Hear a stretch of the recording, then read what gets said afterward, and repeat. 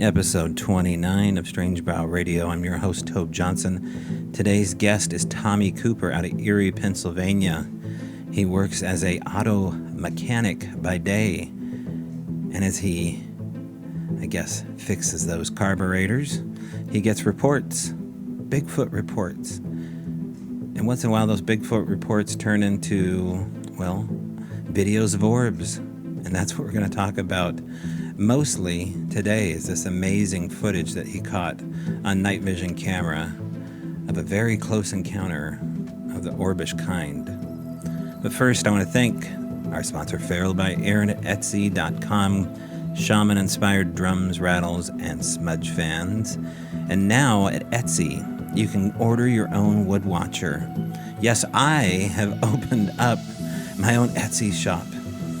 Go check it out. All one word, wood watcher. Chainsaw carvings of crazy cryptid faces. There's some interesting stuff on there that, if they're stocking stuffers, you better have pretty big stockings. Or big feet. Wink, wink, nod, nod. All right, next up, from Erie, Pennsylvania, Tommy Cooper. Our guest today is Tommy Cooper, an auto mechanic by day and a Sasquatch investigator by night.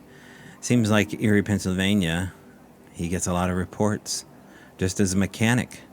In fact, sounds like the whole shop is helping him check these things out. And they started their own YouTube channel, Cryptovania TV. If you go on Facebook, you can find it there and join up. And on there, you will see this video that I've been talking about. Now, we're going to go into the video as we're discussing it and watch it together. So this is a little bit of theater of the mind, but I will release the conversation between us and the video as we're breaking it down here for Patreon members down the road. So as for now, just use your imagination as we go in to Erie, Pennsylvania and talk to Tommy Cooper about all of these interesting cases that he's taken on. And this orb. Okay. I give to you Tommy Cooper. All right, we're here with Tommy Cooper out of Erie, Pennsylvania. Thanks for joining us, Tommy. Great to be here. Thanks for having me, Tope. Yeah. So you and I have never met. You're a guest because I asked you to come on the show. You were more than happy to do it, which I totally appreciated. And we were excited about some footage that you had up on, I believe it was the Spiritual Sasquatch thread on Facebook. And I want to talk about this footage at the closer towards the end of the show, because I think it really is what people are going to wait around to see. And we'll show some of this video here as well. But largely in point, you've looked into cryptids, including Sasquatch. I see you have Lyle Blackburn on the wall there, and I break for Sasquatch. And so you also have a channel, right, on Roku TV called Cryptovania? Yes, we do. Yes, we do. There's 6 of us guys that are kind of the core founders, members of Cryptovania. We do have the Roku streaming television channel, 24/7, 100% free channel on Roku. Anyone can install it at no charge. We've got 520 programs on our channel, a lot of peer-generated archives, a lot of stuff that we have gone out and researched and done ourselves. We're very, very proud of it. We've put a ton of work into it. We think we've got the finest product in the world of cryptids today. All right, so this channel, people can download it for free. I have a Roku player out in my RV. It's been a while since Roku and I have danced our little dance together, but I remember that there is a lot of sub channels in there too. Like they have some really, if you have a niche, like Roku will provide someone who has a camera their niche to stream. So how did that get started? How did you actually get your footage on Roku? I went to work. I kind of accidentally ended up meeting some folks who also have a channel on Roku called Maddie G TV, and I'm a location scout for them. And I began to rub elbows with people that this was what their livelihood was. And I was introduced to this world of Roku streaming television, and everyone knew my passion for Sasquatch and cryptids and things. And everyone I would meet, they would say, "You should do a show. You should do a show." And this kept going and going. Well, I have a garage in a small town outside of Erie, and as luck would have it, one of my customers is a man who has some experience. His name's Jay Witowski. He's the founder of CCM, Continuum Creative Media. And he said, you should really do that. You should do a show. And I said, if I did a show, I don't want to put all this hard work and energy into this, and then basically beg someone to put it on their channel for free. So I said, what we should do is we should start our own channel. So it was really as simple as that. At least the decision was. And luckily myself, Nick Marvin, Jason Trost, Iron Schreffler, Tom Keys, we're all here at the garage all the time. And we do have some downtime in the winter. So everybody got out their laptops and their phones and their cameras, and we just kind of got together and we made a cohesive plan, and we implemented it, and we ended up with a channel, and it's really cool. We couldn't be happier with it. And it's really been fantastic too, because it has allowed me personally to meet most of my heroes, people that I admire, people that I respect. And it's been great. And in a year and a half, it has done so well.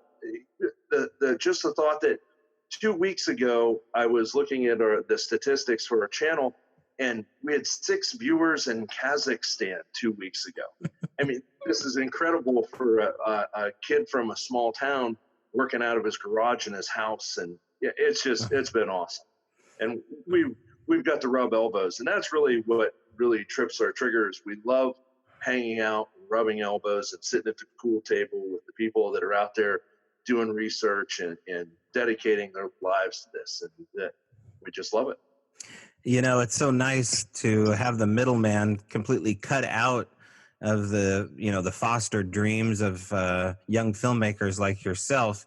You can do pretty much anything you want. It's just a matter of having the bandwidth and the initiative to get on Google, and it's so cool. So that's awesome. Guys in their garage hunting monsters and ghosts, and having fun doing it, posting it for guys and for Borat. Borat's a fan of you, apparently. That's awesome. Yeah. That's incredible.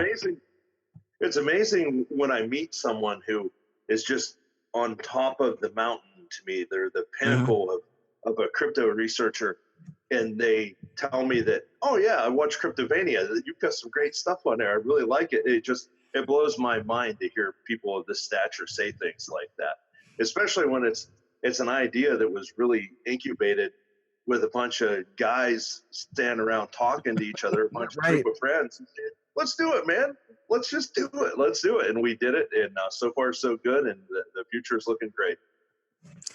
Okay, so Erie, Pennsylvania has got a great name. It's a great name to start with, Erie, Pennsylvania. I think there was even a show back in maybe 90s about Erie, Pennsylvania, like a Amazing Stories type show.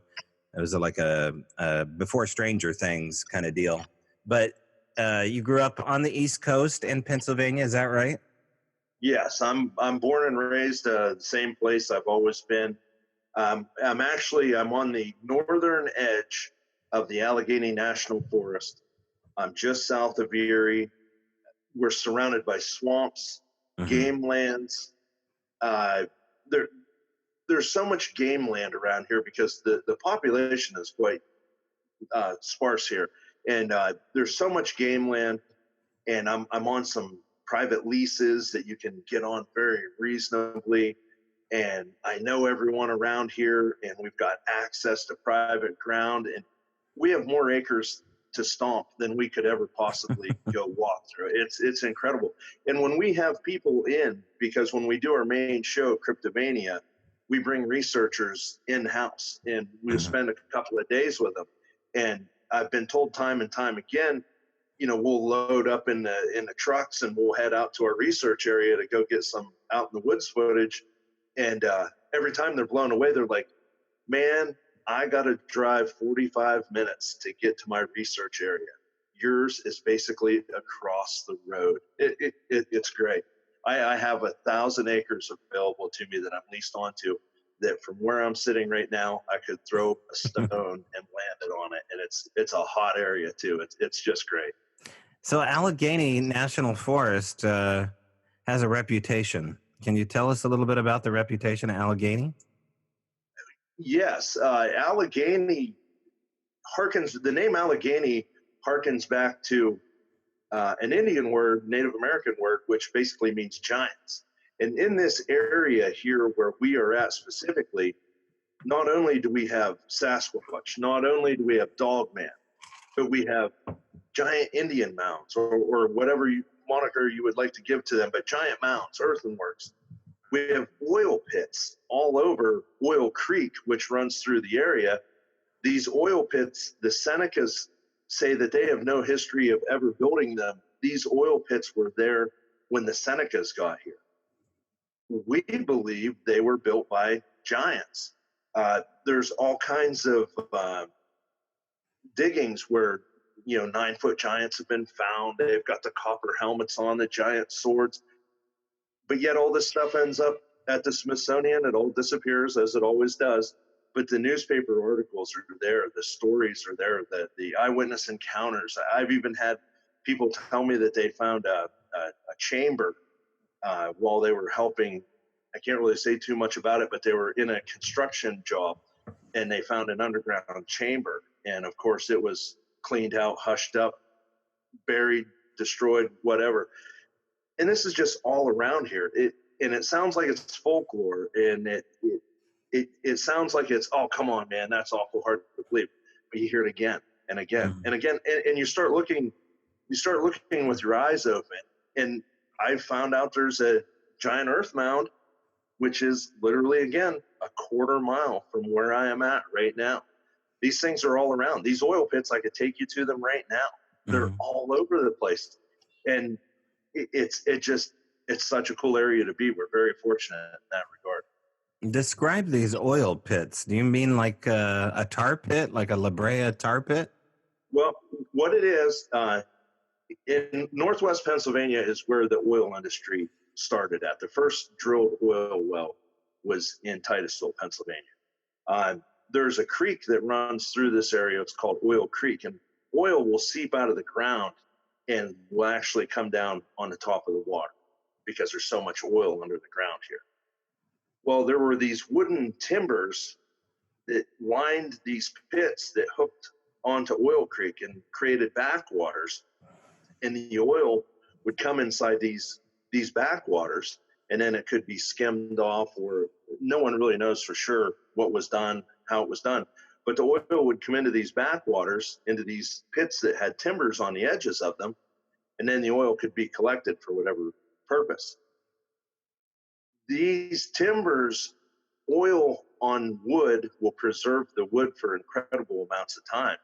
And these pits are still there. In the Seneca, they may have used some oil for this or for that, but the magnitude, the amount of pits that there are alongside of Oil Creek is unbelievable. I mean, there was something massive going on. There was some good engineering, and there was a lot of demand for this oil, evidently. And it's something that no one really has any answer for that is definitive.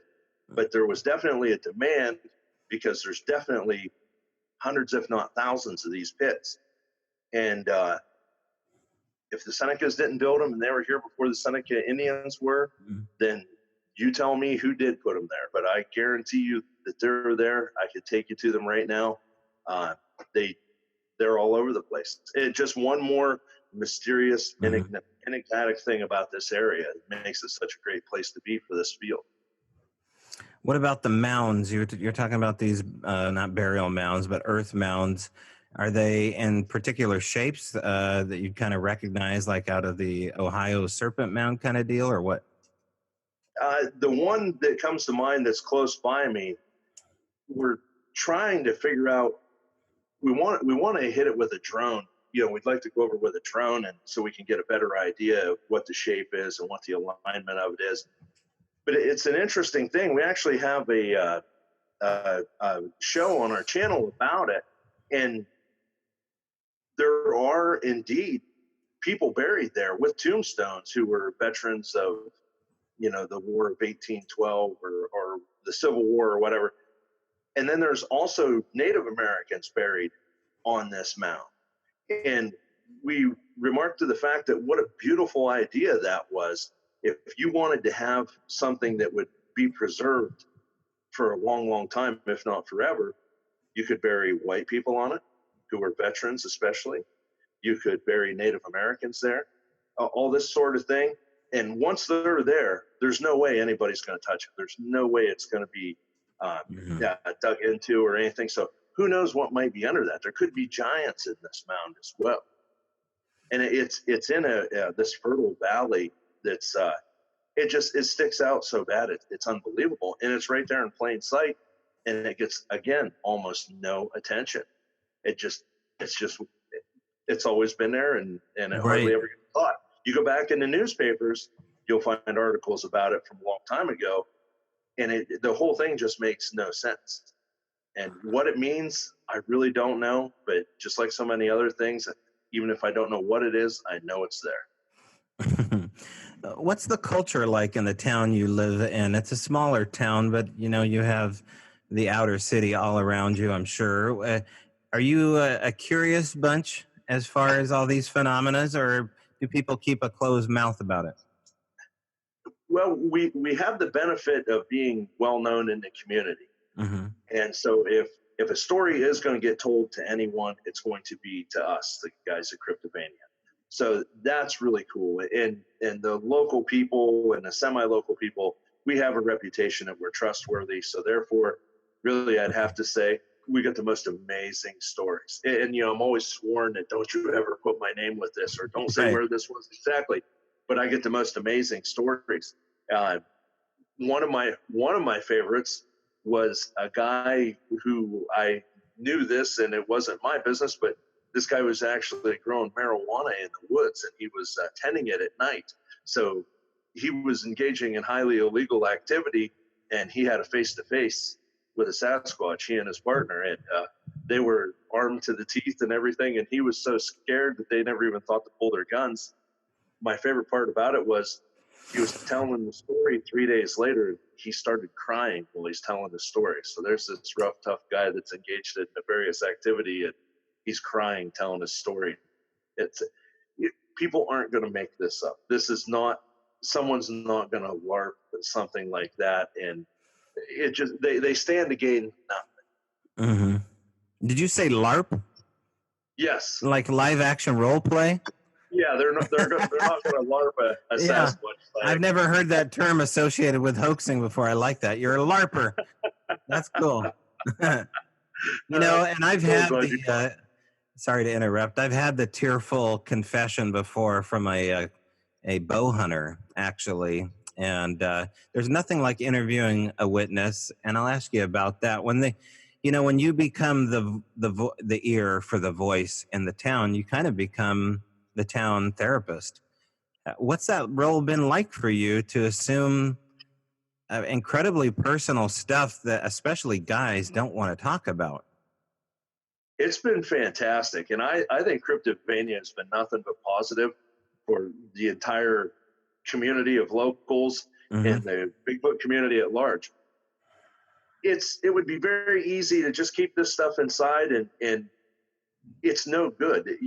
It's better to tell the story than to let it inside and let it eat at you for a whole lifetime. And I'm very happy to be that person that's trusted, that people will tell their story to. And it brings you closer with the community. And if we can help somebody, that's a wonderful thing, because there's plenty of pain and heartache and fear in this world as it is. And if we can alleviate some of that, that's just a wonderful thing. Yeah. So do you get stories every day? Every day your shop's open? Do people have your phone number? How do they get a hold of you to report a story? One thing, we have a Facebook group. We have several Facebook groups, but our main one is Cryptovania. And we've got about, I think, 1,300 members in there. And a lot of times when I turn on my computer, I'll see I have a message from someone that I don't know and I've never met, or maybe I do know them casually, but there'll be no writing in the message. It'll be a map with a pin on it. Right there, I know what it's all about. I get those all the time. And I do get people that come into the garage all the time.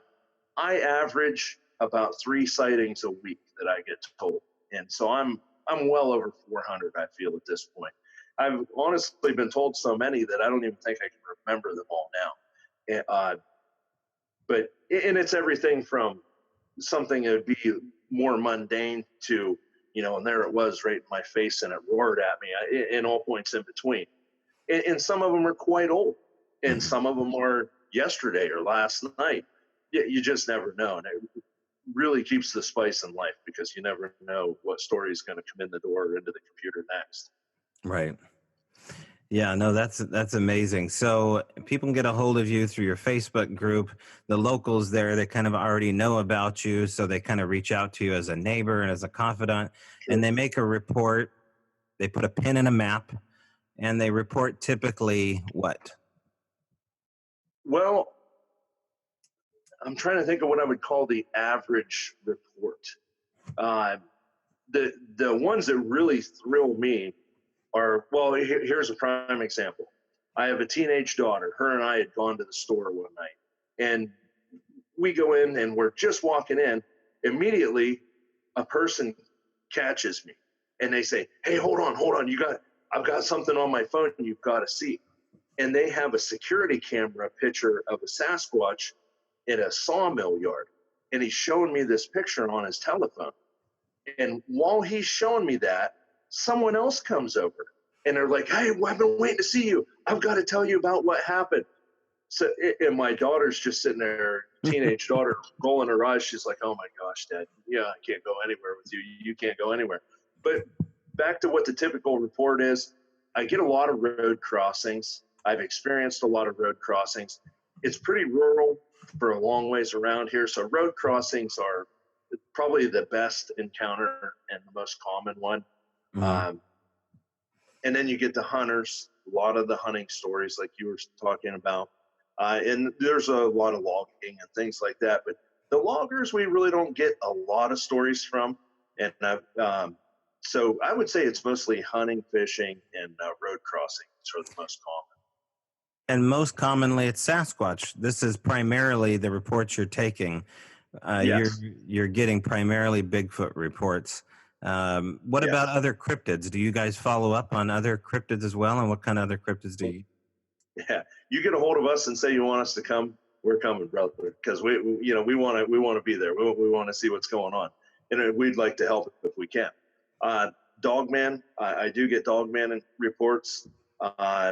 Actually, in the last 2 years, it's been a lot of Dogman stuff. But so many people have such a hard time wrapping their mind around Bigfoot is real that I think a lot of dogmen get called Bigfoot. It seems to be, because I think it's so hard to swallow that Bigfoot's real that Dogman's just a step too far out for a lot of average people. But and you get the UFOs, and you get the orbs, and you get I don't really call them cryptids, but mountain lions, black panthers. We get a lot of those too. And anything somebody wants to talk to us about, we're happy to talk to them, and we're happy to investigate. Is there anything that you won't look into? Anything, if a person were to get into anything, that we try to steer clear of anything that is apolitical or be religious, because those are the two things. And it doesn't matter what the religion and it doesn't matter what the politics are, but we try to steer clear of those two things. And sometimes it's a fine line with the cryptid stuff, because there is certainly the spiritual aspect to it.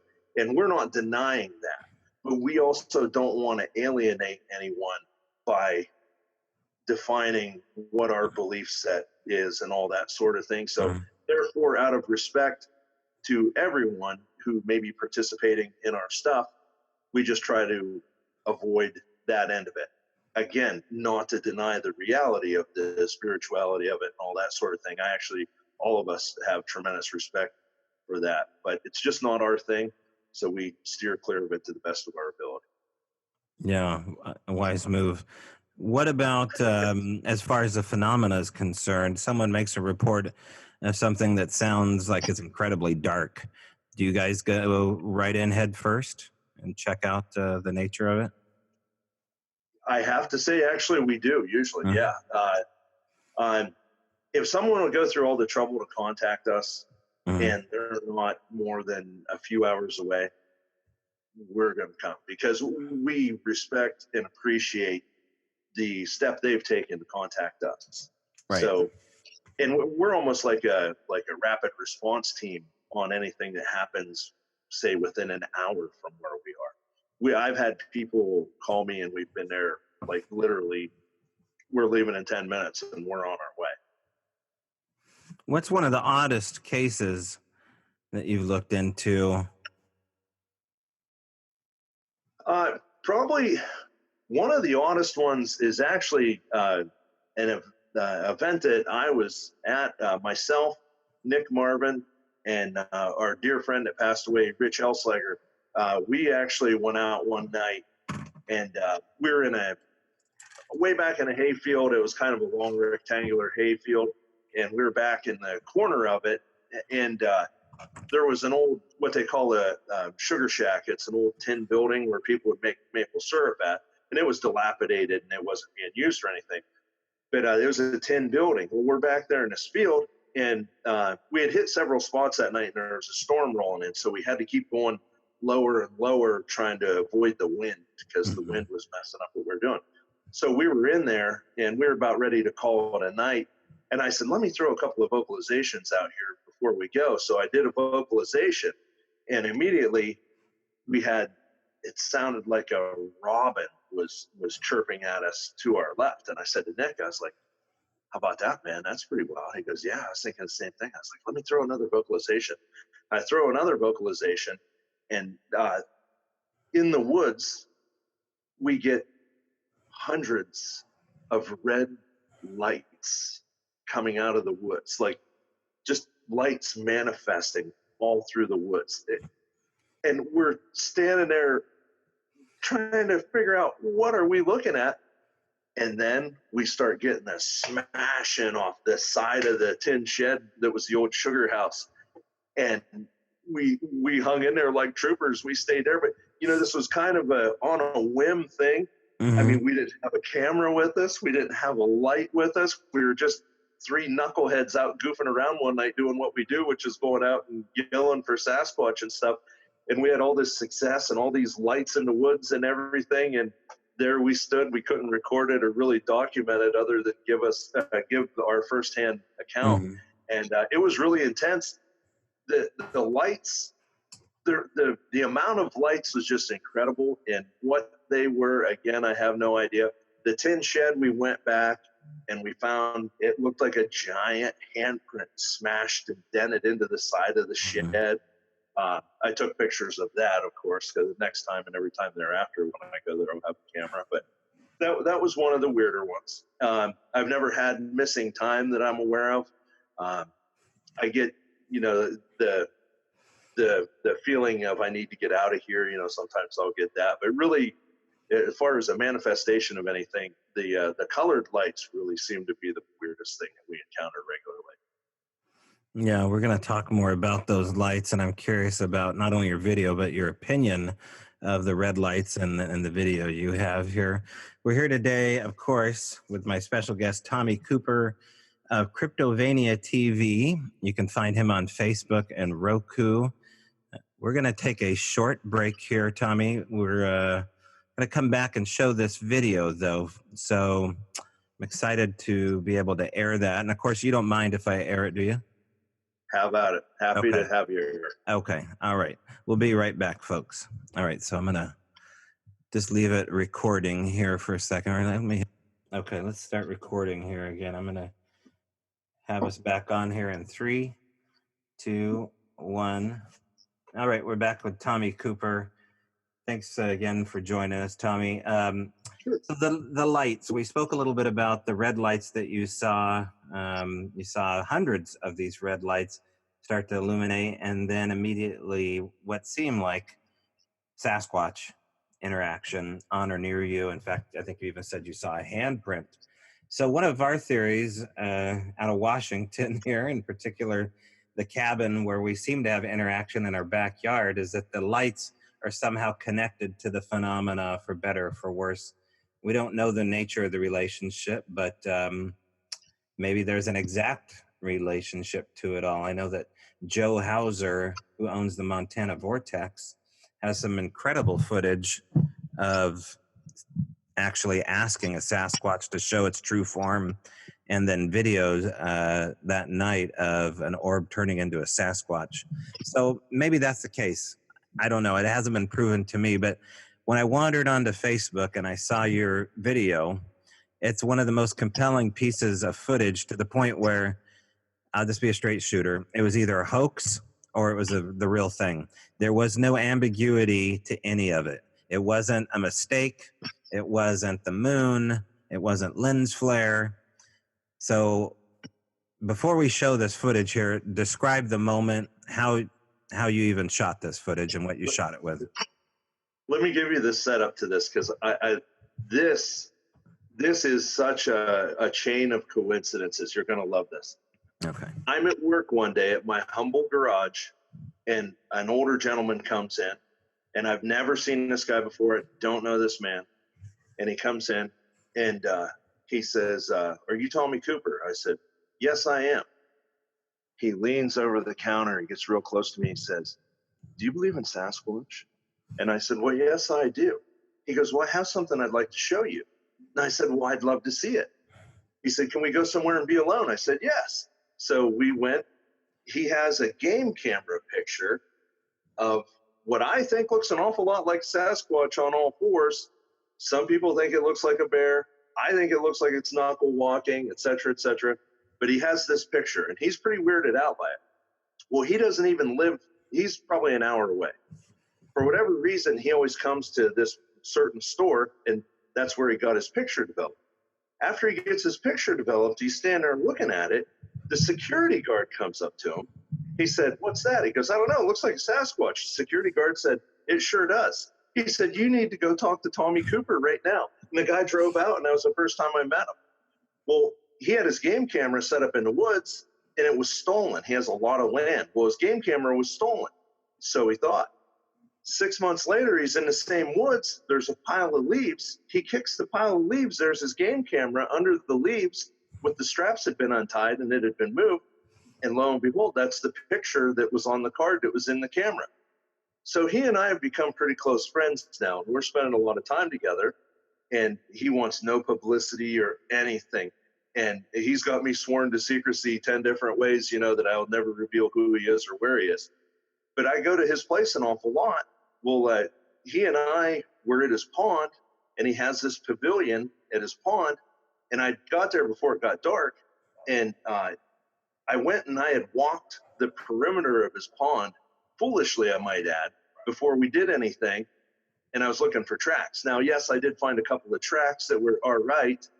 But what I had effectively done is spread my scent all around the area that we're going to be watching.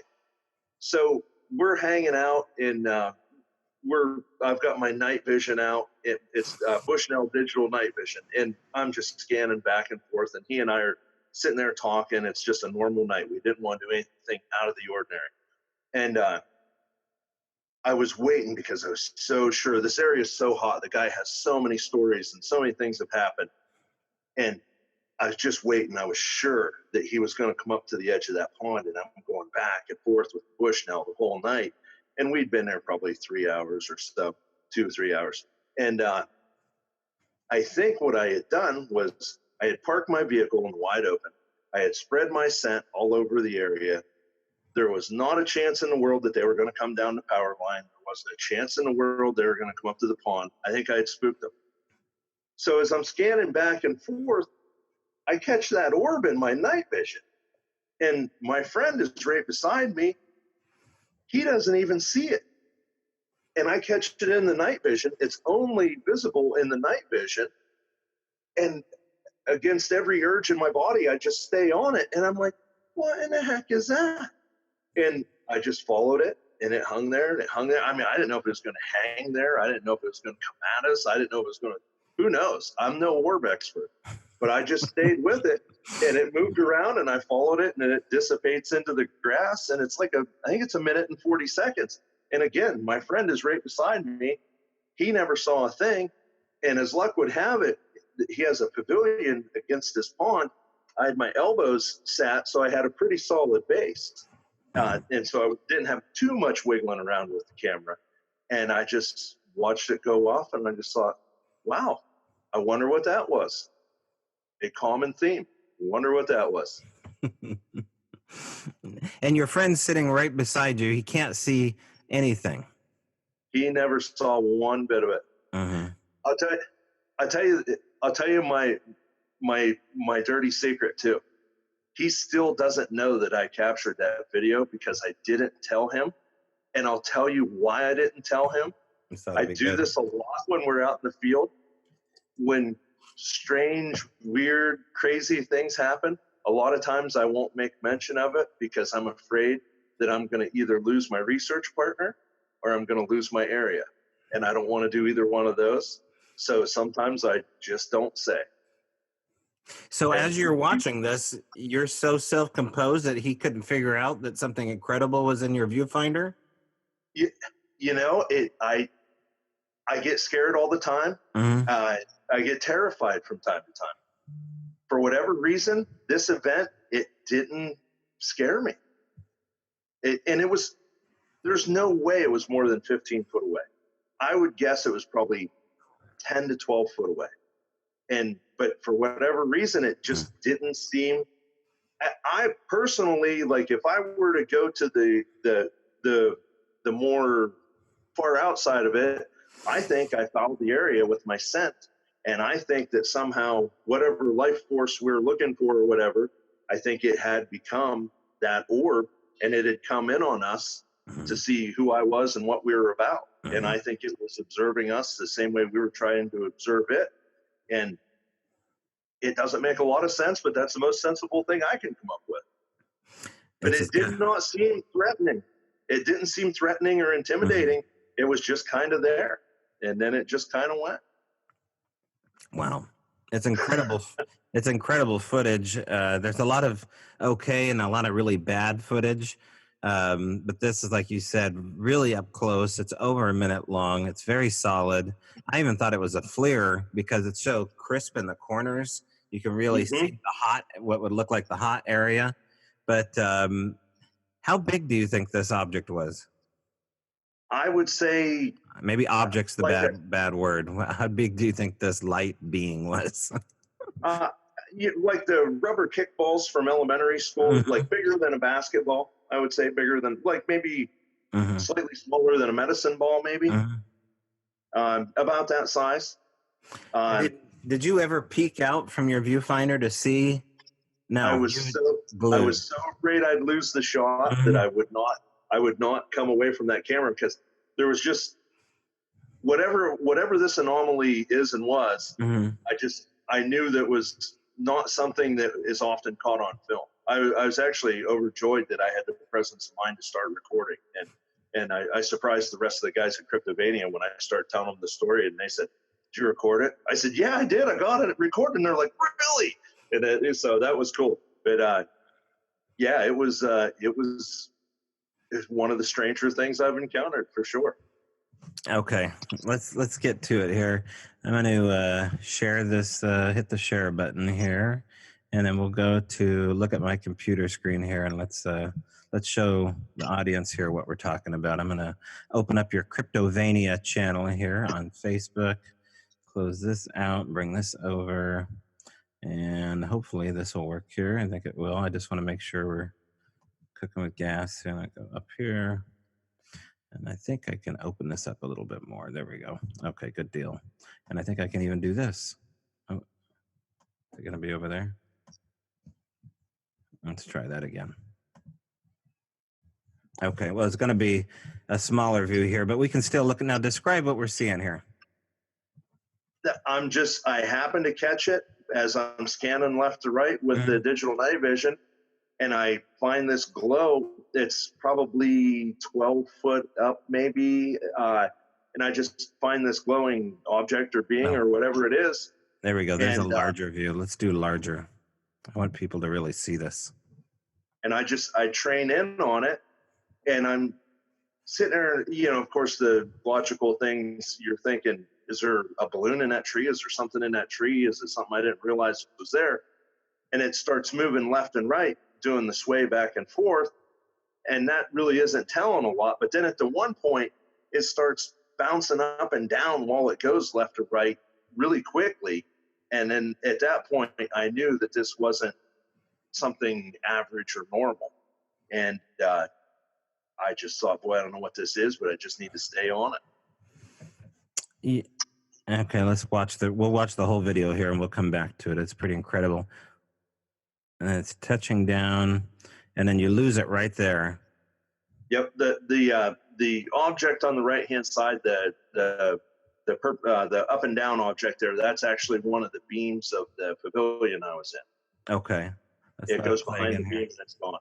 Now, as it's floating down here, these are either bugs or this is dust, but it seems like within the margin right here, you're going to see something fly by here. Did you already debunk other things happening in the footage at all, Tommy?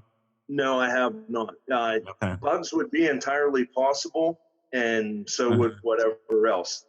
Definitely a pond, definitely a swamp. Yeah, right there they went. I don't know that it was or it wasn't bugs, but I have had some comments made to that. And looking at this footage here, I'm going to pause it for a second. If this were a flashlight beam, which would be the only thing I could ever even think of, and I'm not saying that's what it is, but it would have bleed over that would kind of wrap around objects and the light would diffuse definitely on the edges here. I've no reason to be concerned over that being anything other than something anomalous, especially since you put out basically an HD video for everybody to pour over, and you know very well that there's some mega nerds out there that will pour over this footage here. And it should be poured over because when you have the real thing, it's better for you to have people pour their best work at it to try to debunk it. It just makes your stuff so much more solid. And so that's why it's so cool. As I was saying to you, like, it's so wrong that I'm the guy that was lucky enough to capture this good quality, what I believe to be a good quality orb video, because it's certainly not what I was looking for that night. I wanted to see a 10-foot tall hairy guy come crawling up on that swamp. And instead there was this orb, and I never expected something like this to happen. But I'm very happy it did. I'm enjoying it tremendously. But what a strange turn of events it was. And how many times have you watched this already, Tommy? Enough that I can give you pretty good commentary on it, like when it does what. So, well, they're so hard to catch on video. I mean, it's as hard to catch these on video as anything Sasquatch or UFO related. I mean, these are incredibly fast. They dissipate quickly. They rarely hang out, but I don't know anybody who's drawn the link together that night vision is a way to catch it. Yeah, at one point I was trying to discern if there was an intelligence in there or if it was an anomaly or what it was, and I didn't come up with any answers whatsoever. But yeah, it's kind of a whole new thing. I've never paid a lot of attention to this stuff until this event, and there's a lot to learn here too. Every question brings two more, I guess. What kind of Bushnell night vision digital recorder is this? Do you know the model or the make of it? Honestly, okay. I don't. Is it a monoscope or does it show two? Yes. Okay. It's a mono. Yes. Okay. Gotcha. Okay. Nice. Well, I bet you probably won't leave home without that for a while. Oh, I have fallen in love with that bush. Yeah. Yeah, and actually, Nick and I were in the woods the other night. We drove into the woods and found the darkest place we could find. I have a truck with an extended cab on it, and we were testing how well it would do through glass with the windows up, because we were thinking about doing a thing where I go and camp out in the woods in the back of my truck and make it look like my truck's abandoned, and then try to record through the side windows. So yeah, we're definitely pretty excited with Bushnell. Now that is the best thing we've ever gotten on it for sure. Now, Tommy, when I'm going to back up here. When it starts swaying like it is and it starts floating down, do you remember if there was anything that changed between what you guys were doing or talking about, or any other noises? Have you tried to piece together maybe why this thing behaves differently suddenly? Well, I haven't discussed this with anyone, so this will be the first time. But as I was looking at it through the scope, through the camera, when it was sitting there and it was just kind of swaying back and forth, I thought to myself, I was like, come on, you son of a gun, do something crazy, move or something, so I know that this is something really far out and wild and out of the ordinary. And right after I thought that, I'm not saying that caused it, but right after I thought that, it started bouncing around like semi-violently, and then it drifted down the tree and away it went through the grass. Okay, well, let's go there. Do you remember any communication back from this thing, either during the encounter or after? No, I did not. I didn't. I didn't feel like there was any communication back, because I was trying to be like water. I was just trying to be there and just absorb this and see what was going on, and be objective about the whole thing, and not have any preconceived notions. But the only thing I can remember being different is me just thinking, man, I wish that thing would start moving so I would know that it was an orb or it's a whatever. And whether or not that caused it, I couldn't say. I don't have any idea. But I did not feel like there was any communication coming back to me from it. Yeah. Wow. It's I've only seen it on my phone, so this is the first time that I've seen it up on the big screen. So it's really clear, and it's exciting to look at. That's why I showed it 24 times in the last 5 minutes here. Yeah. I can't get over how close that was. I mean, there is just no way that thing, there's no way it was more than 20 foot away. I'm saying it was 12 foot, I would guess. It was very, very close. So have you gone back to try to film it again? The situation being what it is, I have to kind of wait to hear from my friend, and I can go when he says I can go. And I'm very excited to go back there again, because there's so much that's happened back there. This person, he's accidentally been gifting these things for years, and he never realized it until I pointed it out to him, what was going on and stuff. And then I would say, well, is this happening? Is that happening? You ever have this? You ever have that? He's like, yes. He's like, what is that? I was like, dude, you got a tribe of Sasquatch living behind your house, man. Oh, you think? You tell me, man. You tell me. You got orbs flying around. You got deer with their necks broke laid outside of your front door. You've got the bear chasing deer on two legs while your family's here. They see it running across. You've got a power line. You've got a swamp. You've got a river. You've got a railroad bed. You've got mountain laurel. You've got every kind of berry. You've got coal mines on your property. I'm like, what more do you want, man? If there's any place these things could be, this is it. Yeah, that's incredible. No, boy, yeah, he's in a lot of denial if he denies that list you just gave me. So this is the same guy that was standing next to you while you filmed this orb? Yes. So he knows that there's UFOs or orbs or whatever we're going to call these out there. The guy's from a different generation. Okay. And I don't know where he really stands on things, because some of the older folks they play a little closer to the vest, and they may not elaborate what they know or don't know or believe or don't believe. I'm very thrilled to be in this very small group of trusted people that this person has. So I'm going to really tread lightly because I sure like going there. Are you guys using recorders too, leaving out recorders and reviewing them? We do that with the audio recorder. Right. Yeah. We have a device, and yes, we leave that out a lot, and we've had what we feel is great success with it as well. Mm-hmm.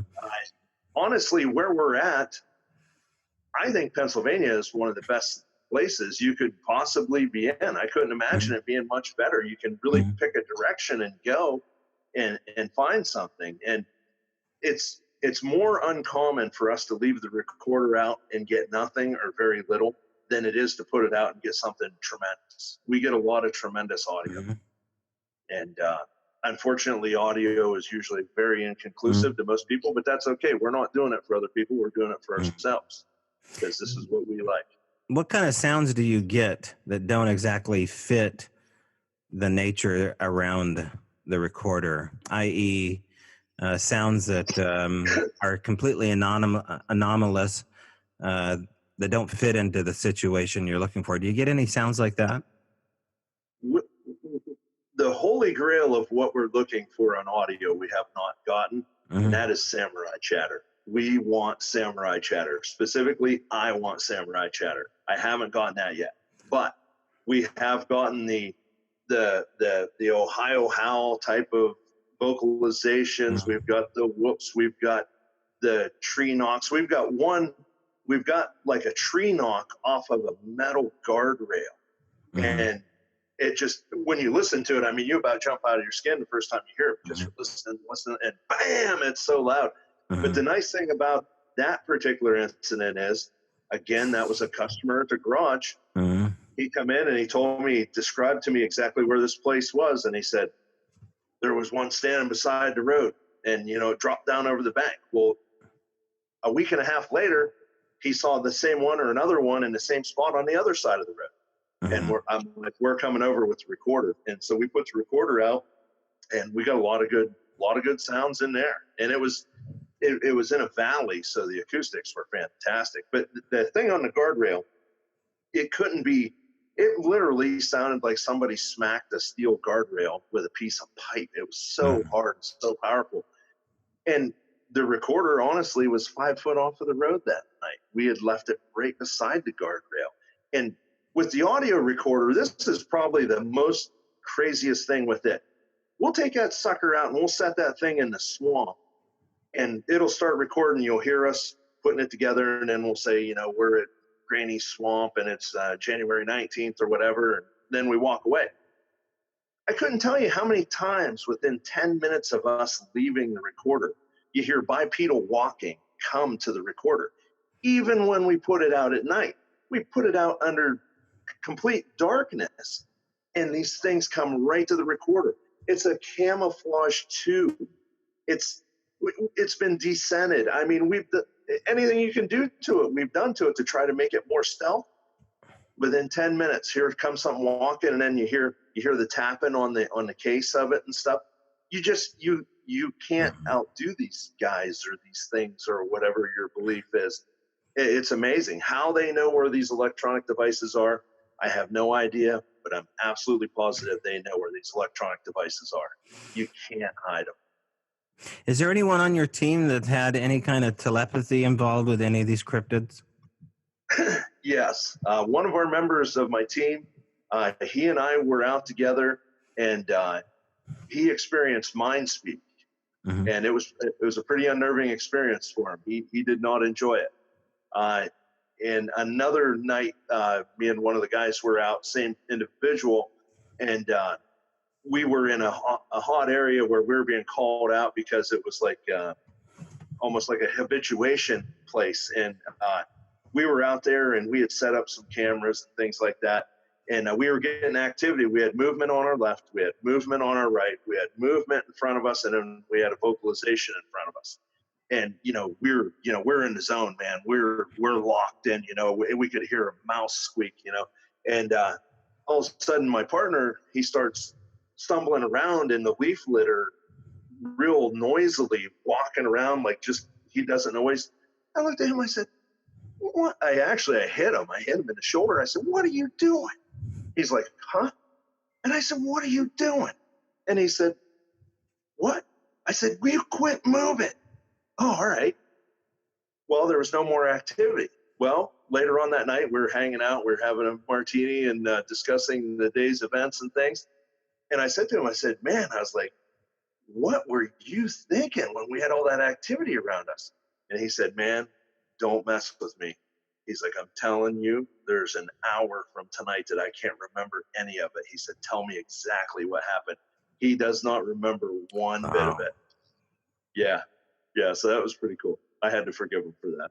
Wow. It almost sounds like he kind of got overridden, like taken over for a bit. It's hard to say. I surely couldn't tell you. Yeah. But I know I was there and I witnessed it with my own eyes. The Mind Speak event was pretty unnerving for him as well. Yeah. The Mind Speak event, he heard a tree snap, which I did not hear, even though I was right beside him. And then he heard what he thought was me say, did you hear that? So I'm standing there beside him. He hears a tree snap that I don't. He looks at me, he says, yeah. And I said, yeah, what? He said, yeah, I heard that. I said, yeah, you heard what? He said, did you not just ask me? Did you not just hear a tree snap and then say, did you hear that? I said, I didn't say a word, man. So it was pretty cool, man. Wow. Yeah. That's very cool. Yeah. Yeah. Good, clean fun in the woods of Pennsylvania. Yeah. Oh, man. Well, I appreciate you coming on here. Again, we have Tommy Cooper. The channel, of course, is Cryptovania TV. You can find it on Roku and Facebook. And if they keep things going, maybe the travel channel. I don't know if you guys have been approached yet, but you're doing good work. Is there anything in the works that you guys want to talk about? Anything upcoming or anything planned? We want to do it all. We want to do everything. Yeah. We've got a show now. It's called Zero Squatch 30. It's eyewitness encounters. It's audio only, so we can keep people's identities quiet.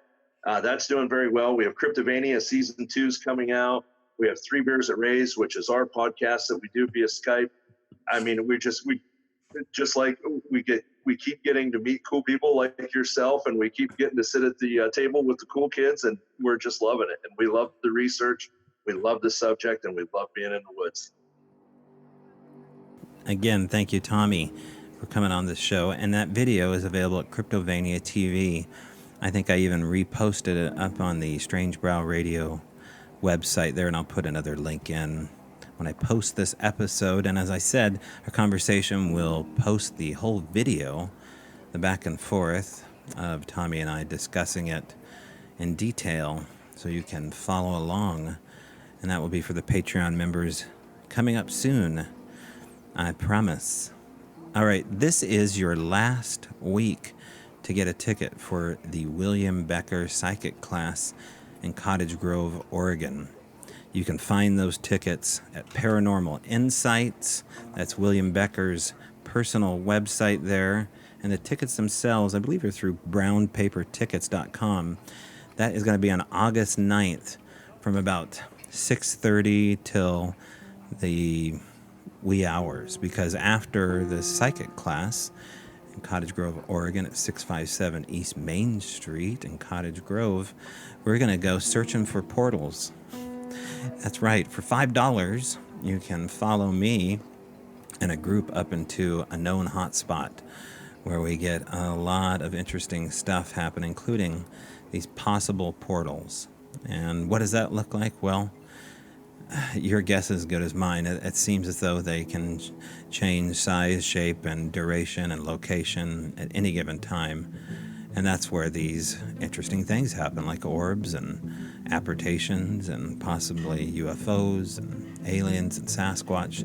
So if they exist, which I think they do, now's your chance to find out for yourself just how real and crazy all this is. And I'm probably going to record the whole thing, so look forward to that. If you can't make it, just stay tuned. I'm sure there'll be a audio portion of the evening broadcasting, if not down the road, maybe next on Strange Brow Radio. Remember, you can be a part of the show. Shoot me an email at strangebrowradio@gmail.com. cryptovani.com. Or you can go on Facebook. Shoot me a message on Facebook at Strange Brow Radio.